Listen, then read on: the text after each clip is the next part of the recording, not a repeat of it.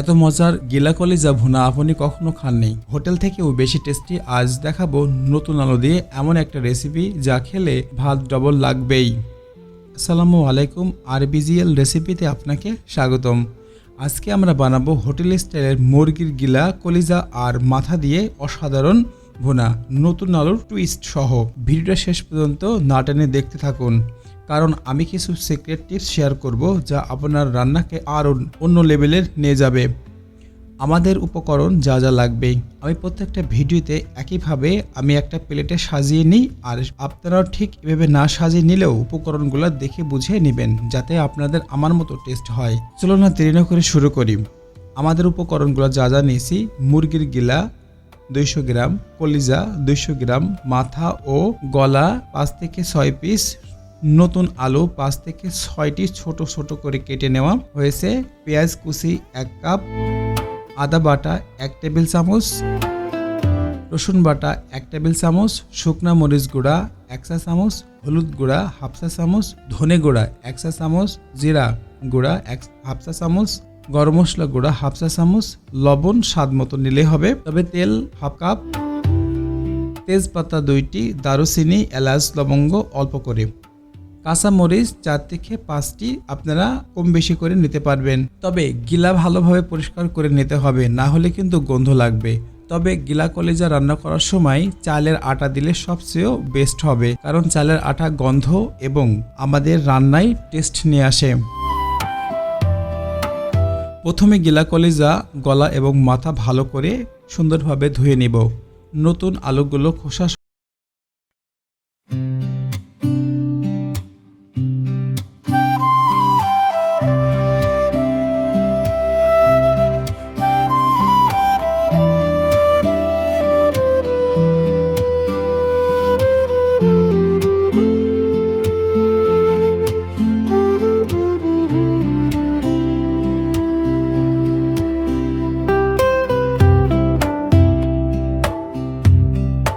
আলাদা ভেজে নিলে টেস্ট অনেক বাড়বে। তবে আমি এগুলা খোসা থেকে আলাদা করে নিয়েছি যাতে আরও সুন্দর দেখায়।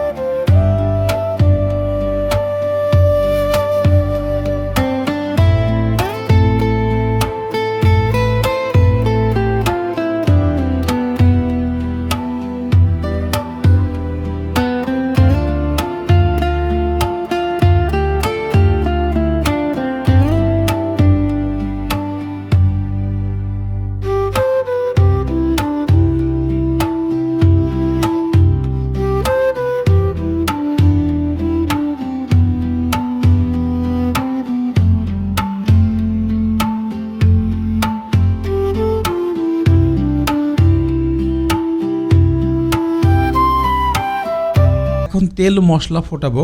কড়াইতে তেল মশলা দিয়ে তেজপাতা, দারুচিনি, এলাচ, লবঙ্গ দিব। তবে এটা দুইভাবে রান্না করা যায়।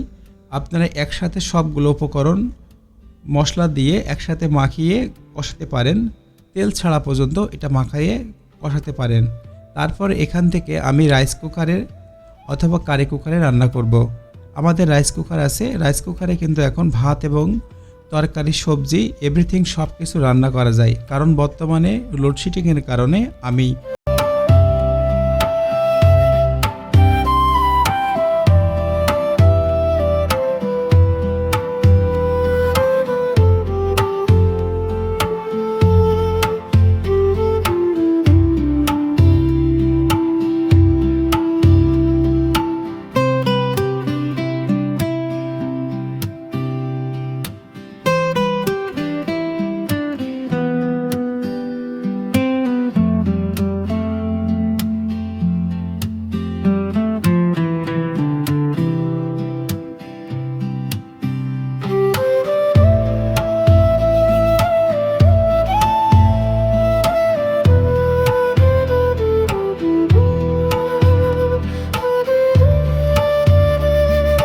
ভাজে নেব, কারণ পেঁয়াজ দিয়ে গোল্ডেন ব্রাউন হওয়া পর্যন্ত ভাজতে থাকবো। এখানে ধৈর্য দরকার, এটাই হচ্ছে টেস্টের বেস্ট উপায়, কারণ এখানে যত সুন্দরভাবে আপনি কষাবেন তত সুন্দর হবে।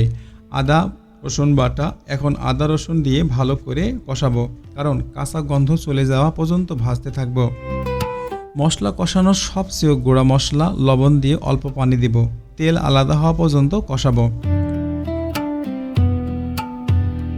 এখানে 5 থেকে 7 মিনিট ভালো করে কষাতে হবে, যাতে হোটেল স্টাইলের ফ্লেভার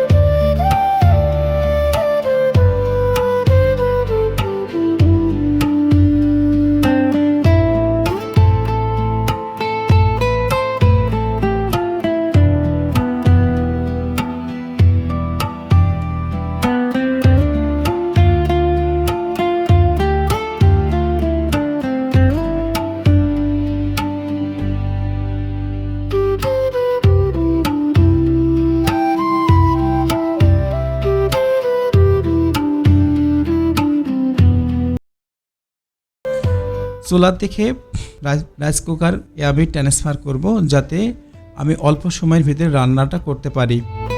আপনারা চাইলে যে কোনো জায়গায় রান্না করতে পারেন, হতে পারে সে আপনার গ্যাসের চুলা অথবা কারি কুকারে। এখন গ্যাসের যে দাম অথবা যে বিভ্রাট দেখা যাচ্ছে, সেক্ষেত্রে আমি অল্প পরিশ্রমে অল্প সময়ের ভিতরে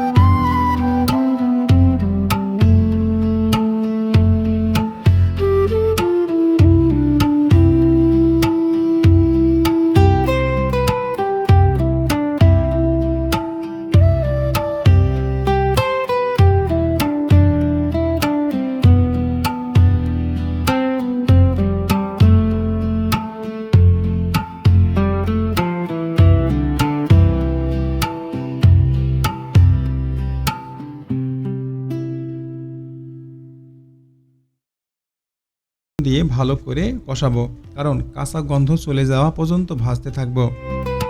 মশলা কষানোর সবচেয়ে গুঁড়া মশলা লবণ দিয়ে অল্প পানি দিব, তেল আলাদা হওয়া পর্যন্ত কষাবো। এখানে 5 থেকে 7 মিনিট ভালো করে কষাতে হবে, যাতে হোটেল স্টাইলের ফ্লেভার না আসা পর্যন্ত ভাজতে থাকবে।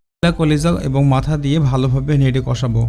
ঢেকে 5 থেকে 10 মিনিট রান্না করব, তারপরে আলু যোগ করব। তবে আমি তো রাইস কুকারে ট্রান্সফার করব, সেটা এখান থেকে কষানোর পরে ট্রান্সফার করব ভাজা নতুন আলু দিয়ে। আর 5 থেকে 10 মিনিট কষানোর পরে আমি এখান থেকে ট্রান্সফার করে রাইস কুকারে নিয়ে যাব। কাঁচা মরিচ মশলা দিব, যাতে তেল উপরে উঠে আসা পর্যন্ত বোঝা যায় যাতে এটা কমপ্লিট হয়েছে। এখন গরম গরম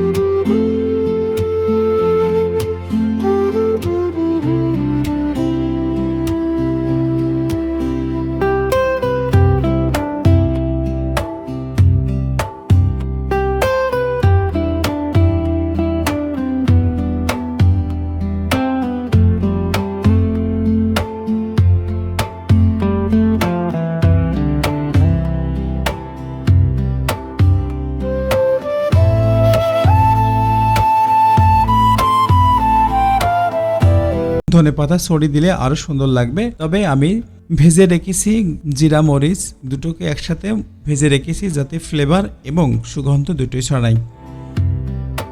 এখন আমরা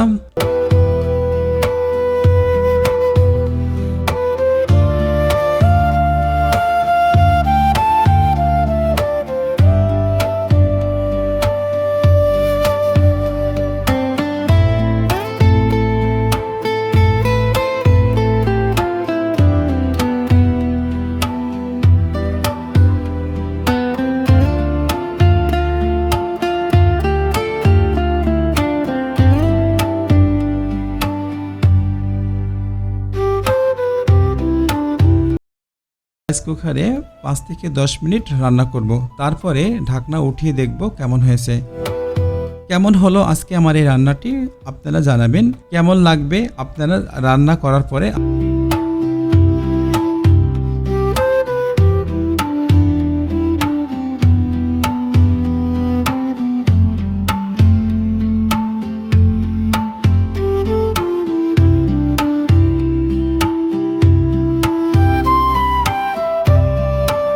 তবে কেমন লাগলো আজকের এই হোটেল স্টাইলের গিলা কলিজা ভুনা? ভিডিওটা ভালো লাগলে লাইক দিবেন, কমেন্ট করবেন, বন্ধুদের সাথে শেয়ার করবেন আর এই ধরনের রেসিপিতে কমেন্ট এবং লাইক সাবস্ক্রাইব করতে ভুলবেন না।